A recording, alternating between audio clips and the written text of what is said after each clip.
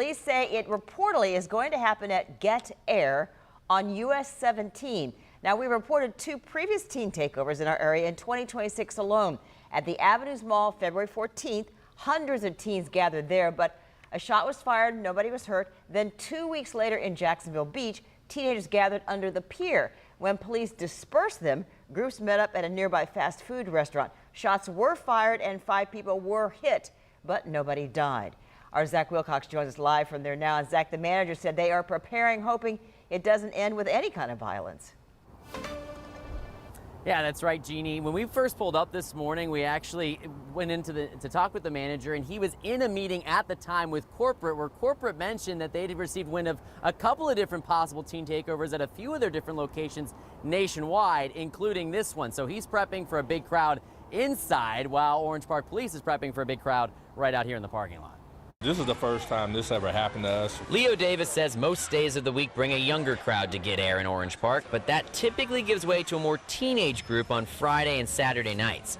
However, he's expecting a much bigger group than normal this particular Friday night. We just want to be prepared. Like I said, we want to be proactive and not reactive. Davis says the corporate team found out about a possible takeover at the trampoline park, so they reached out to police to make sure they're as prepared as possible for a massive crowd, especially after recent teen takeovers near the Avenues Mall and in Jacksonville Beach ended in gunfire. What I heard at Jack's Beach, and we don't want that incident to happen here because this is a family environment. We just want people to have fun and be safe. Orange Park Police weighed in on Facebook, saying in part, quote, "While at this time only a rumor, you may expect to see increased law enforcement presence." The department went on to encourage parents to, quote, "remain aware of their children's plans and remind them to make responsible choices." Davis says he's already briefed his employees to remind them they can use their radios to share any issues directly with him, call 911, or press their alarm system depending on the situation. My employees always know that your safety is paramount. And he has a plan if things get really out of control. And if it's too raucous, we will close the park.